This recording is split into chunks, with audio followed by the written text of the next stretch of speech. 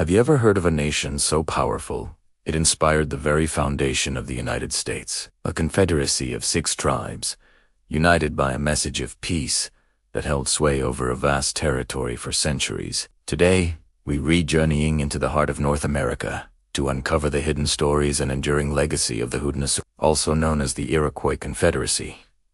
This isn't just a history lesson, it's a saga of diplomacy, spirituality, and incredible resilience that continues to shape our world. So, who are the Haudenosaunee? The Namimians people of the Longhouse, a beautiful reference to their traditional communal homes. Originally, the Confederacy was made up of 5 nations: the Mohawk, the Oneida, the Onondaga, the Cayuga, and the Seneca. Later, in the 18th century, the Tuscarora joined, making them the 6 nations. 4 centuries before European arrival, they lived in what is now upstate New York, a territory of rolling hills, dense forests, and pristine lakes. Their society was matrilineal, meaning lineage and inheritance passed through the mother's side. Clan mothers held immense power, choosing and deposing the male chiefs, or sachems, who represented their clans in the Grand Council. Imagine that, a government where women held the ultimate authority.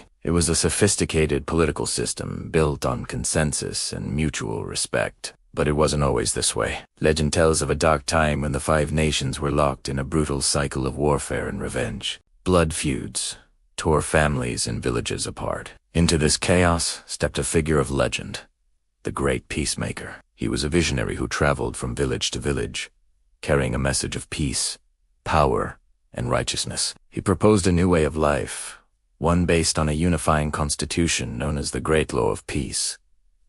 The peacemaker's message was powerful, but he had a stutter, which made it difficult for him to convey his vision. So, he found a spokesman, an eloquent Onondaga chief named Hiawatha. You might recognize that name, but the real Hiawatha is far more fascinating than the one in Longfellow's famous poem. Consumed by grief from losing his family in the ongoing wars, Hiawatha was the first to accept the peacemaker's message. Together, they faced their greatest challenge, convincing the powerful and feared Onondaga sorcerer, Tadodaho.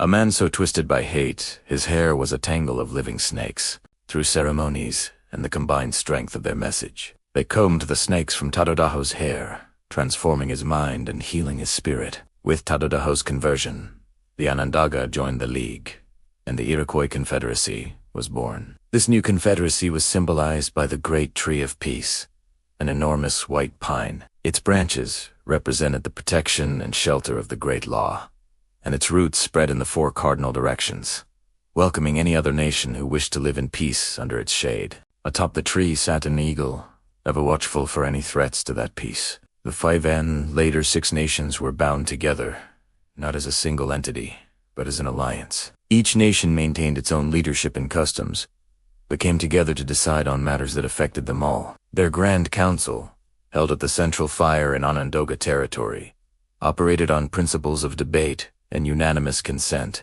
This structure was so advanced that historians believe it influenced Benjamin Franklin and other American founders as they drafted the U.S. Constitution.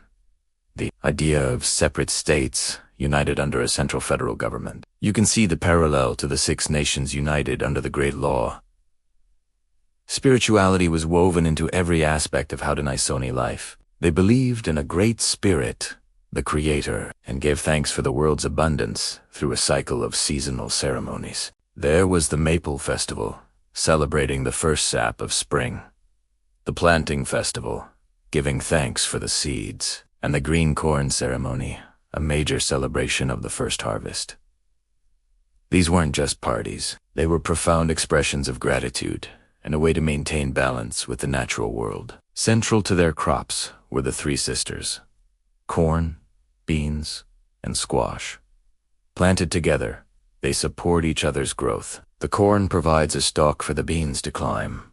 The beans fix nitrogen in the soil, and the large squash leaves provide shade, preventing weeds and keeping the soil moist. The 3 sisters are more than just a brilliant agricultural technique. They are a metaphor for the Haudenosaunee community itself, interdependent, supportive, and nourishing. Their stories are also filled with fascinating beings. Besides the creator, there are tales of flying heads, terrifying disembodied spirits, stone giants, powerful cannibals who roam the forests, and little people, mischievous but sometimes helpful beings, who live in the woods and rocks. These legends served as both entertainment and moral instruction, teaching children the values of courage, respect for nature, and the dangers of greed and arrogance. These tales, passed down orally from generation to generation, were the library, the school, and the heart of Haudenosaunee culture. When Europeans arrived, the world of the Haudenosaunee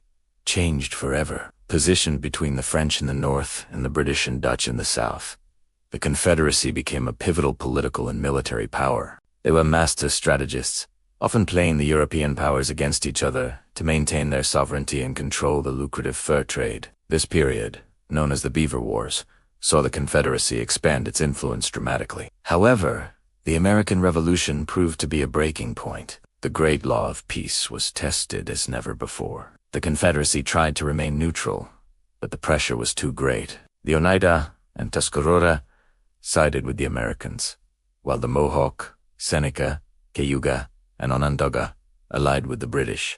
The Great Council fire was extinguished for the first time in centuries, and brother fought against brother. Following the American victory, the consequences were devastating. The 1779 Sullivan Expedition, ordered by George Washington, was a scorched earth campaign that destroyed dozens of Haudenosaunee villages and crops, aiming to break their power for good. Many were forced from their ancestral lands, becoming refugees in Canada or confined to small reservations in New York. But this is not where the story ends. The legacy of the Haudenosaunee is one of extraordinary survival and cultural revival. Despite centuries of pressure to assimilate, they have held fast to their traditions, their languages, and their political identity. The Grand Council fire was rekindled, and the Confederacy continues to function as a sovereign government today, representing its people on the world stage. They even issue their own passports, which their lacrosse team, the Iroquois Nationals, uses to travel internationally.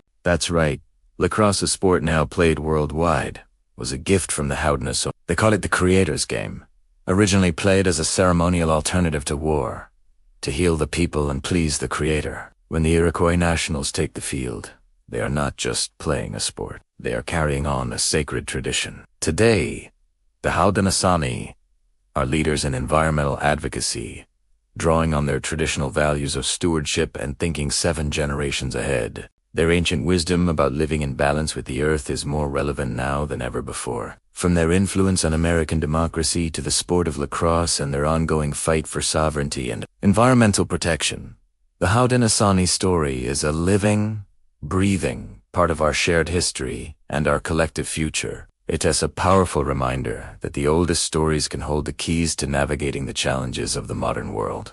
Their legends are not just tales of the past. They are a blueprint for resilience, a guide to peace, and a testament to the enduring power of a people united. Thanks for joining us on this journey into the world of the Haudenosaunee. If you found these stories as fascinating as I do, hit that like button and subscribe for more hidden histories. Let us know in the comments what part of their legacy amazed you the most. See you next time.